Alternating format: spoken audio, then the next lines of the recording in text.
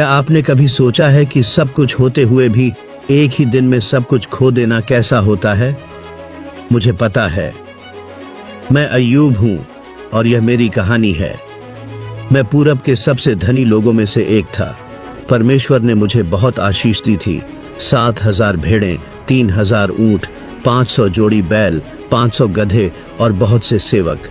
मेरे 7 बेटे और 3 बेटियां थीं। मैं परमेश्वर से डरता था और बुराई से दूर रहता था। मेरे बेटे अक्सर अपने घरों में दावत रखते और अपनी बहनों को भी बुलाते। मैं हमेशा इस बात का ध्यान रखता कि वे पवित्र रहें। हर सुबह मैं उनके लिए होम बलि चढ़ाता, यह सोचकर कि कहीं उन्होंने अपने मन में पाप कर परमेश्वर का अपमान तो नहीं किया। फिर एक दिन जब मेरे बेटे और बेटियां सबसे बड़े भाई के घर में दावत कर रहे थे, तभी एक दूत दौड़ता हुआ आया और बोला, आपके बैल खेत जोत रहे थे और गधे पास में चर रहे थे। तभी सबाई लोगों ने हमला कर दिया। उन्होंने आपके सारे जानवर लूट लिए और सेवकों को मार डाला। मैं ही अकेला बचा हूं जो आपको यह बताने आया हूं। मैं इस समाचार को समझ भी नहीं पाया था कि तभी दूसरा दूत आया और घबराए स्वर में बोला, आकाश से आग गिरी और आपकी भेड़ें और सेवकों को जलाकर राख कर दिया। मैं ही अकेला बचा हूं जो आपको यह बताने आया हूं। मेरी दुनिया एक पल में उजड़ गई। वह अभी बोल ही रहा था कि एक और दूत दौड़ता हुआ आया और घबराए स्वर में बोला, कल्दियों ने 3 टुकड़ियों में आकर आपके ऊंटों पर हमला किया, उन्हें लूट लिया और आपके सेवकों को मार डाला। मैं ही अकेला बचा हूं जो आपको यह बताने आया हूं। मैं यह सुनकर पहले ही स्तब्ध था, लेकिन तभी एक और दूत हाँफते हुए आया और कांपते हुए बोला, आपके बेटे और बेटियां सबसे बड़े भाई के घर में दावत कर रहे थे। तभी अचानक एक भयंकर आंधी मरुस्थल से उठी। वह घर के चारों कोनों से टकराई और पूरा घर गिर गया। वे सब दबकर मर गए। मैं ही अकेला बचा हूं जो आपको यह बताने आया हूं। मेरा दिल जैसे थम गया। मैंने अविश्वास में अपने वस्त्र फाड़ दिए, सिर मुंडवा लिया और जमीन पर गिरकर रोने लगा। मेरी सबसे बड़ी आशंका सच हो चुकी थी। मैं राख में बैठ गया और टूटे हुए मिट्टी के बर्तन से अपने शरीर को खरोंचने लगा। उसी समय मेरी पत्नी मेरे पास आई और कहा, क्या अब भी तुम अपनी भलाई पर अडिग हो? परमेश्वर को शाप दो और मर जाओ। मेरी अपनी पत्नी ने मुझसे यह कहा। मैंने उसकी ओर देखा और शांत स्वर में उत्तर दिया, तुम मूर्ख स्त्री जैसी बात कर रही हो। क्या हम परमेश्वर से केवल सुख ही लें और दुख को न स्वीकार करें? इतनी भयंकर पीड़ा के बावजूद मैंने परमेश्वर को दोष नहीं दिया, न ही कोई गलत बात कही। जब मेरे 3 मित्र एलीफज, बिल्दद और सोफर को मेरी विपत्ति के बारे में पता चला, तो वे अपने अपने घरों से निकले और आपस में मिलकर मुझे सांत्वना देने आए। वे उम्र में मुझसे बड़े थे, लेकिन जब उन्होंने मुझे दूर से देखा तो मुझे पहचान भी न सके। वे जोर जोर से रोने लगे, अपने वस्त्र फाड़ डाले और सिर पर धूल डाल ली। फिर वे मेरे पास आकर जमीन पर बैठ गए। 7 दिन और 7 रात और बिना एक शब्द बोले मेरे दुख में मेरे साथ रहे। कोई भी मुझसे एक शब्द नहीं कह सका, क्योंकि वे देख रहे थे कि मैं कितनी गहरी पीड़ा में था। फिर मैंने अपना मुंह खोला और अपने जन्म के दिन को कोस दिया। मैं रो पड़ा। जिस दिन मैं पैदा हुआ वह मिट जाए, वह रात भी मिट जाए जब कहा गया था लड़का जन्मा है। वह दिन अंधकार में डूब जाए, परमेश्वर भी उसे याद न करे और उस पर कभी प्रकाश न चमके। मैंने खुद से सवाल पूछना शुरू किया, आखिर पीड़ा में पड़े लोगों को जीवन क्यों दिया जाता है? उन लोगों को क्यों जिनका मन दुहक से भरा रहता है, जो मौत की लालसा रखते हैं पर वह उन्हें नहीं मिलती, जो उसे ऐसे खोजते हैं जैसे कोई छुपा खजाना खोजता है, जो कब्र तक पहुंचकर ही राहत महसूस करते हैं। ऐसे इंसान को जीवन क्यों दिया जाता है जिसका रास्ता अंधकार में खो गया है, जिसे परमेश्वर ने हर ओर से घेर रखा है? मेरे लिए हर दिन भारी हो गया था। मेरी रोटी अब बस सिसकियां बन गई थी। मेरे आहें पानी की धारा की तरह बहने लगीं। जिसका मुझे हमेशा डर था वह मेरे साथ हो गया। जिससे मैं कांपता था वही मेरी जिंदगी में आ गया। अब न शांति है, न चैन, न आराम है, बस दर्द और बेचैनी है। मेरा दिल टूट चुका था, मेरी जिंदगी बुझने लगी थी। अब तो कब्र ही मेरी राह देख रही थी। चारों ओर से लोग मेरा मजाक उड़ा रहे थे। मेरी आंखें उनकी नफरत को सहने के लिए मजबूर थीं। मैंने परमेश्वर से गुहार लगाई, हे परमेश्वर, तू ही मेरी गवाही दे, मेरी सुरक्षा का वचन दे। कौन है जो मेरी जमानत देगा? दुख ने मेरी आंखों की रोशनी छीन ली। मेरा शरीर बस एक छाया बनकर रह गया। मैंने कहा, मेरे दिन बीत चुके हैं, मेरी सारी योजनाएं बिखर गई हैं, अब कुछ भी शेष नहीं रहा। मेरे 3 मित्र एलीफज, बिल्दद और सोफर मुझे सांत्वना देने आए। वे मेरी पीड़ा में मेरा सहारा बनना चाहते थे। उन्होंने अपने विचार रखे और समझाने लगे कि परमेश्वर क्यों लोगों को कष्ट सहने देता है, लेकिन उनका विश्वास था कि मेरी यह पीड़ा किसी न किसी गलती या पाप का परिणाम है। इसलिए वे बार बार मुझसे कहने लगे कि मैं अपनी भूल स्वीकार कर लूं, पश्चाताप करूं, ताकि परमेश्वर मुझ पर फिर से कृपा करें। एलीफज ने कहा, तुम्हारा दुख किसी पाप के कारण आया होगा, तुम्हें परमेश्वर से दया और क्षमा मांगनी चाहिए। बिल्दद और सोफर ने भी कहा, जरूर तुमने कुछ गलत किया होगा, तभी परमेश्वर ने तुम्हें इस परीक्षा में डाला है। अगर तुम सच में निर्दोष होते तो यह सब न होता। बिल्दद ने तो यहां तक कह दिया, तुम्हारे अपने बच्चों ने ही अपनी मृत्यु को बुलाया होगा। उन्होंने कुछ ऐसा किया होगा जिससे वे इस न्याय के भागी बने। लेकिन सबसे कठोर बात सोफर ने कही। उसने मुझसे कहा, क्या तुम्हारी बातें यूं ही स्वीकार कर ली जाएंगी? क्या तुम्हारे शब्द ही अंतिम सत्य होंगे? क्या तुम्हारी व्यर्थ बातें दूसरों को चुप करा देंगी? क्या कोई तुम्हारी गलती नहीं बताएगा? तुम कहते हो कि तुम निर्दोष हो, कि तुम्हारा विश्वास शुद्ध है, पर काश परमेश्वर स्वयं बोले, काश वह अपने ज्ञान का रहस्य प्रकट करे, क्योंकि उसकी बुद्धि अनंत है। याद रखो, उसने तुम्हारे कुछ पापों को भुला भी दिया है। वह कपटियों को पहचानता है। क्या जब वह बुराई देखता है तो उसे अनदेखा कर देता है? अगर तुम सच में परमेश्वर के करीब आओ, उसकी ओर अपने हाथ उठाओ, अपने पापों से मुक्ति पाओ और अपने घर से बुराई को दूर कर दो, तो तुम्हारा चेहरा फिर से चमक उठेगा। तुम बिना किसी भय के खड़े रहोगे। तुम अपने बीते हुए दुख को भूल जाओगे, जैसे कोई नदी का बहता पानी पीछे छोड़ देता है। हमने यह मान लिया था कि मेरी तकलीफ परमेश्वर के न्याय का परिणाम है, लेकिन मैं तो हमेशा परमेश्वर से डरता था और बुराई से दूर रहता था। पर मेरे अपने मित्र ही मुझ पर दोष लगाने लगे। एक समय ऐसा आया जब मैं उनकी बातों से थक गया।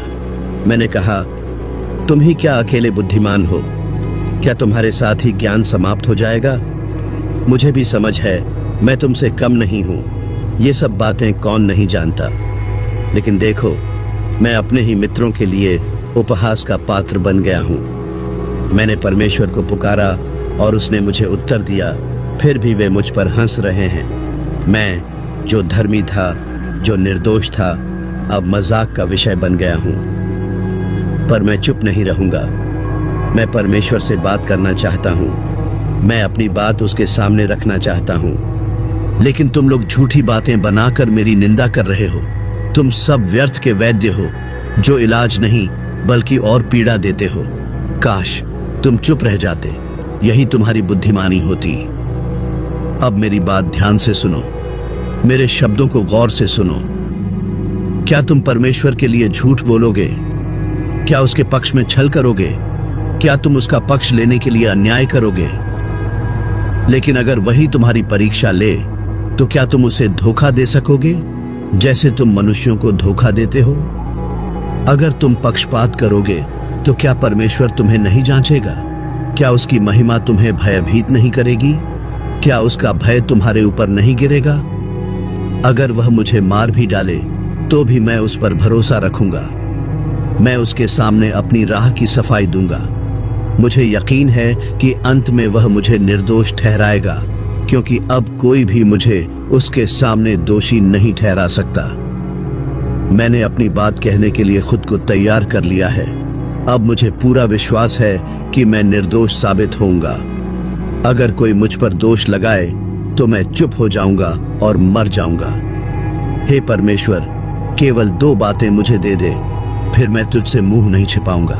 मुझे अपने भय से मत डरा और अपना हाथ मुझसे हटा ले। फिर मुझे बुला और मैं उत्तर दूंगा, या मुझे बोलने दे और तू उत्तर दे। मुझे बता, मैंने कितने पाप किए हैं, मेरा अपराध क्या है, मेरी गलती क्या है। हे परमेश्वर, तू मुझसे अपना मुख क्यों छिपाता है? तू मुझे अपना शत्रु क्यों समझता है? तूने मेरी टांगों को बेड़ियों से बांध दिया। तू मेरे हर मार्ग को देख रहा है। मेरे पैरों के निशान तक तूने गिन रखे हैं। अब यह दुख मेरे लिए असहनीय हो गया है। मैं व्याकुल हूँ, भयभीत हूँ। मैं उस अन्याय को देख रहा हूँ जिसमें दुष्ट फल फूल रहे हैं, जबकि मैं और अन्य निर्दोष लोग दुख भोग रहे हैं। मैं परमेश्वर से जाकर इसका उत्तर मांगना चाहता हूँ, लेकिन मैं उसे नहीं देख सकता, उसे नहीं पा सकता। फिर मैंने अपने मित्रों से कहा, जिस परमेश्वर ने मुझे न्याय नहीं दिया, जिसने मेरे जीवन को दुखों से भर दिया, वही जीवित है। और मैं शपथ लेता हूँ, जब तक मेरे भीतर प्राण है, जब तक परमेश्वर की सांस मुझ में है, मैं कभी अधर्म की बात नहीं करूंगा। मेरी जीभ झूठ नहीं बोलेगी। मैं कभी नहीं मानूंगा कि तुम सही हो। जब तक मैं जीवित हूं, मैं अपनी सत्यनिष्ठा को नहीं छोड़ूंगा। मैं अपनी सच्चाई पर अडिग रहूंगा और उसे कभी नहीं छोड़ूंगा। जब तक मेरे भीतर प्राण है, मेरा मन मुझे दोषी नहीं ठहराएगा। आखिरकार परमेश्वर ने जवाब दिया, पर दुख में खुद को सही ठहराना कितना कठिन था। मेरा सबसे बड़ा कष्ट क्या था? शारीरिक पीड़ा। सिर से पैर तक मेरा शरीर घावों से भर गया था। मैं बेहद थका हुआ था। हर पल असहनीय दर्द से गुजर रहा था। मेरा कष्ट सामाजिक भी था। लोग मुझसे घृणा करने लगे थे। गांव के लोग मेरी दशा को देख चुके थे। अब वे मुझसे कट गए थे। कोई मुझसे बात करने नहीं आता था। लोग मुझे देखकर रास्ता बदल लेते थे। मैं गांव के छोर पर राख के ढेर पर बैठा रहता था। यहाँ तक कि बच्चे भी मुझे देखकर हंसते थे। मेरा कष्ट मानसिक भी था। मैं सोचता था, यह सब मेरे साथ ही क्यों हो रहा है? क्या मैंने ऐसा कुछ किया था जिससे यह सब होना चाहिए? पर सबसे गहरा घाव मेरी आत्मा पर लगा था। मुझे लगा जैसे परमेश्वर मुझसे दूर हो गया है। यही सबसे बड़ा दुख था। जब हमें लगता है कि परमेश्वर हमारी परवाह नहीं करता, तो दुख और भी कठिन हो जाता है। मैंने 26 बार परमेश्वर से प्रार्थना की कि वह मुझसे बोले, और अब मेरी वह प्रार्थना सुनी गई। परमेश्वर ने मुझसे कहा, यह कौन है जो बिना समझ के बात करके मेरी योजना को बिगाड़ रहा है? कमर कसो जैसे एक पुरुष। मैं तुमसे प्रश्न करूंगा और तुम्हें उत्तर देना होगा। जब मैंने पृथ्वी की नींव रखी थी, तब तुम कहाँ थे? अगर तुम जानते हो तो बताओ। किसने इसकी सीमाएं तय की? निश्चित ही तुम जानते हो। किसने इसे नापने के लिए रेखा खींची? किसके ऊपर इसकी नींव रखी गई? या किसने इसका कोना पत्थर स्थापित किया? जब भोर के तारे एक साथ गा रहे थे और स्वर्गदूत आनंद से जय जयकार कर रहे थे? किसने समुद्र को उसके द्वारों के पीछे बंद किया जब वह गर्भ से बाहर उमड़ पड़ा था? जब मैंने उसे बादलों से ढका और गहरे अंधकार में लपेटा, जब मैंने उसकी सीमाएं तय की और उसके लिए दरवाजे और कड़े बांध दिए, जब मैंने कहा, हस यहाँ तक आ सकते हो पर इससे आगे नहीं, यहीं तेरी गर्वीली लहरें रुक जाएंगी। क्या तुमने कभी भोर को आदेश दिया है या उषा को उसका स्थान दिखाया है कि वह पृथ्वी के कोनों को पकड़ ले और दुष्टों को हिलाकर निकाल दे? पृथ्वी मुहर के नीचे की मिट्टी की तरह रूप ले लेती है और उसकी आकृति वस्त्रों की तरह उभरती है। क्या जो सर्वशक्तिमान से विवाद करता है वह उसे सुधार सकता है? जो परमेश्वर पर दोष लगाता है उसे उसका उत्तर देना चाहिए। मैंने उत्तर दिया, हे प्रभु, मैं तुच्छ हूँ, मैं आपको क्या उत्तर दे सकता हूँ? मैं अपने मुंह पर हाथ रखता हूँ। मैं एक बार बोल चुका, पर अब उत्तर नहीं दूंगा। 2 बार कह चुका, पर अब और नहीं कहूंगा। तब परमेश्वर ने कहा, क्या तुम मेरी न्यायशीलता को नकारोगे? क्या तुम मुझे दोषी ठहराकर खुद को निर्दोष ठहराओगे? क्या तुम्हारे पास भी वैसी ही शक्ति है जैसी परमेश्वर की है? क्या तुम्हारी आवाज भी वैसी ही गर्जन कर सकती है? तो फिर अपने को महिमा और वैभव से सजाओ, स्वयं को आदर और प्रताप में लपेट लो। हे प्रभु, मैं कुछ भी नहीं हूं। आपकी महिमा के सामने मैं मिट्टी के समान हूं। आपकी शक्ति के आगे मेरी कोई सामर्थ्य नहीं। आपने कहा, अपने क्रोध की ज्वाला को प्रकट करो, अभिमानियों को देखो और उन्हें दीन करो, दुष्टों को मिट्टी में मिला दो। यदि मैं ऐसा कर सकता तो क्या मैं स्वयं उद्धारकर्ता नहीं बन जाता? लेकिन मैं तो केवल धूल हूं। मेरे पास कोई शक्ति नहीं, कोई अधिकार नहीं। आपने भीमकाय प्राणी को बनाया जो घास चरता है, लेकिन उसमें अद्भुत शक्ति है। उसकी पूंछ देवदार वृक्ष की तरह हिलती है, उसकी हड्डियां कांसे की नलियों जैसी मजबूत हैं। फिर भी केवल आप ही उसे वश में कर सकते हैं। तो मैं, जो तुच्छ और निर्बल हूं, कैसे स्वयं को संभाल सकता हूं? हे प्रभु, मैं समझ गया हूं। पर्वत उसे भोजन देते हैं, जलधाराएं उसके चारों ओर बहती हैं। फिर भी वह निर्भय है, अडिग है। मैं तो तिनके के समान हूं, छोटी सी आंधी भी मुझे गिरा सकती है। जब आप बोलते हैं तो मैं उत्तर देने योग्य नहीं। जब आप प्रश्न करते हैं तो मेरे पास कोई जवाब नहीं। मैं मुंह पर हाथ रखकर चुप हो जाता हूं, क्योंकि मैं कुछ नहीं जानता। हे प्रभु, आप ही सब कुछ कर सकते हैं। आपकी योजनाएं अद्भुत हैं और मैं उन्हें समझने में असमर्थ हूं। अब मैं अपनी बुद्धि पर भरोसा नहीं करूंगा, मैं आपकी शरण में आता हूं। हे प्रभु, आपकी योजना को कोई नहीं रोक सकता। आपने पूछा, यह कौन है जो बिना ज्ञान के मेरी योजना को धुंधला कर रहा है? सचमुच मैंने उन बातों पर बोला जिन्हें मैं समझ नहीं सका। वे बातें मेरे लिए बहुत गहरी और अद्भुत थीं। आपने कहा, सुनो, अब मैं बोलूंगा। मैं तुमसे प्रश्न करूंगा और तुम उत्तर दोगे। पहले मैंने आपके बारे में केवल सुना था, पर अब मैंने आपको देख लिया है। इसलिए मैं खुद को तुच्छ मानता हूं और धूल और राख में बैठकर पश्चाताप करता हूं। फिर प्रभु ने मेरे मित्रों से कहा कि वे बलिदान चढ़ाएं और मैं उनके लिए प्रार्थना करूं, क्योंकि उन्होंने प्रभु के बारे में सत्य नहीं कहा और प्रभु उनसे क्रोधित थे। जब प्रभु ने मुझसे बात की तो वह आंधी और तूफान के बीच हुआ। उन्होंने मुझे याद दिलाया कि वही सृष्टि के रचयिता हैं। उन्होंने अपने महान कार्यों का वर्णन किया और मुझसे पूछा, क्या मैं उनकी बराबरी कर सकता हूं? अंत में प्रभु ने मुझसे कहा, क्या मैं न्याय करने के योग्य हूं? क्या मेरे लिए यह उचित है कि मैं उनसे प्रश्न करूं? यह जानकर कि मैं कितना छोटा और निर्बल हूं, मैंने प्रभु के सामने सिर झुका दिया।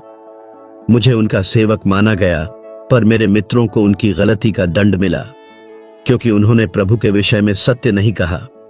सबसे बड़ी बात यह थी कि इन सभी कठिनाइयों के बाद भी प्रभु ने मुझसे स्वयं बात की और इस अनुभव ने मुझे पूरी तरह बदल दिया। फिर भी प्रभु ने मेरे सवालों का जवाब नहीं दिया, लेकिन उन्होंने मेरी परीक्षा को देखा। मैंने अपने मित्रों के लिए प्रार्थना की और प्रभु ने मेरी दशा बदल दी। उन्होंने मुझे पहले से भी अधिक आशीर्वाद दिया। मेरे सभी रिश्तेदार और पुराने मित्र मेरे पास लौट आए। वे मेरे साथ बैठे, मुझे सांत्वना दी और मेरा हालचाल पूछा। प्रत्येक ने मुझे एक चांदी का सिक्का और एक सोने की अंगूठी भेंट की। प्रभु ने मेरे जीवन के अंतिम समय को पहले से अधिक आशीषित किया। मेरे पास पहले से दोगुनी संपत्ति थी, हजारों भेड़ बकरियां, ऊंट, बैल और गधे। इस कहानी से हमें यही शिक्षा मिलती है कि परमेश्वर हर परीक्षा से हमें निकाल सकते हैं, बस हमें उन पर भरोसा बनाए रखना है। मैं प्रार्थना करता हूं कि परमेश्वर आपके जीवन को भी आशीष दें। यदि आपने अब तक यीशु को अपना उद्धारकर्ता स्वीकार नहीं किया है, तो अभी भी समय है। परमेश्वर आप पर आशीष बनाए रखें। आमीन। जय मसीह की, जय यीशु।